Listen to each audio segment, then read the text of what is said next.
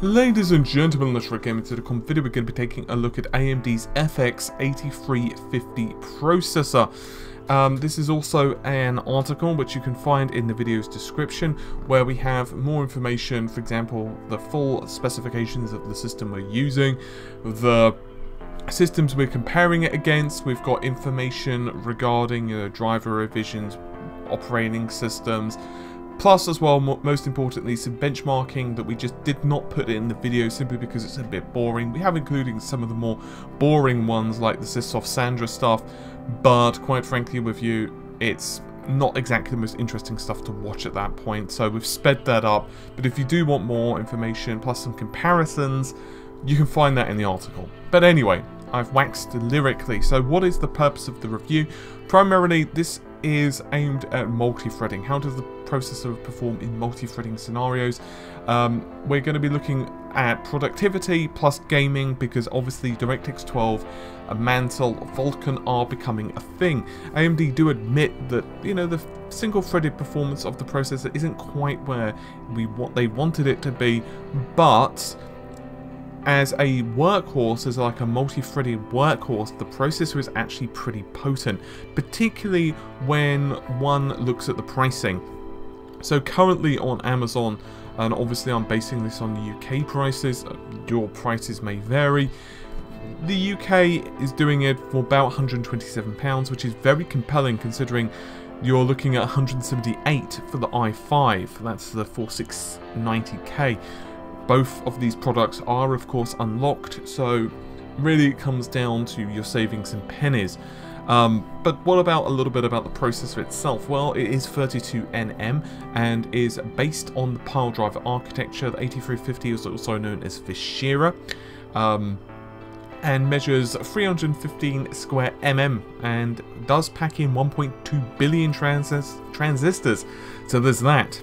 But more pertinently, the architecture is based on modules. So each module is comprised of 2 integer cores and 1 floating point core. So according to AMD, most of the mathematics that the average desktop will actually be utilizing, in fact, the little bit of programming I know as well, obviously there are some cases where this is not true, but for the most part, most calculations are integer based. And so because computers work on operate on pure maths, that's kind of the way they decided to go. So what the hell is an integer, for those of you who don't know, who are crappy at maths, including myself? 2 is an integer, 4 is an integer, 6 is an integer. Do you get the kind of thing where this is going?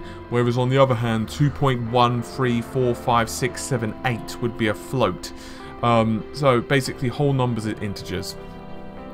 So, what about the processor itself? Well, it operates at 4 GHz, assuming you're not overclocking it. Obviously, once again, this is a black edition, it's fully unlocked. You can overclock via the multi, or you can overclock via the FSB. It's a little bit like the K series from Intel in that respect, but a bit different because obviously the FSB on, say, for example, Ivy Bridge or any of them actually, is not particularly overclocking friendly. Primarily, most will overclock via the multi, which of course you can do on the Black Edition, as I've just mentioned.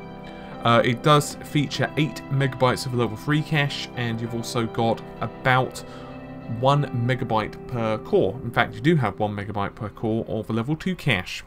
So what is the target market of this? Well, primarily AMD are aiming it for gamers, particularly they're quite hopeful of the next generation, for example, Vulkan, the Mantle and so on, and they're also marketing it towards professionals, because unfortunately there are some folks, raise his hand, who also have to do other things other than game. I really wish I had more time to do gaming. But anyway, I shall lament at another time. So what about the actual processor itself? How does it perform? Well, we are running on Windows 10 because we're going to be doing some API overhead testing. Plus as well, DirectX 11 performance is pretty much identical anywho. We're also running the Gigabyte 990 FXA UD3. That's the motherboard, of course, just for those of you who are curious. It is a very nice motherboard for the cache.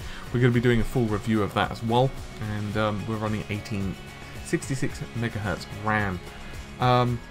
So if you've been paying any attention and not just listening to my voice like a radio, you'll notice that of course there have been a couple of on-screen benchmarks that have played in the background, primarily gaming related.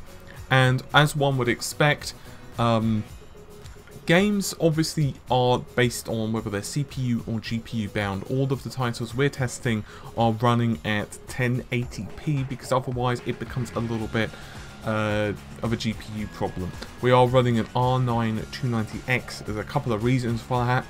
One, it happens to be the GPU that we had lying around for testing.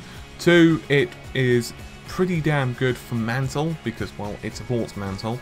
And three, we wanted to use it for API overhead testing. That's a bit of a thing, and I'll tell you the rough score with that real quick. When it comes to API overhead testing, we found in our previous analysis that the API overhead testing of the R9 290X actually was considerably higher than the 780 Ti that we've got to review. Plus, it seemed to scale much better for some reason or another with Intel's hyperthreading. In fact, the GeForces actually scored inferior, worse than the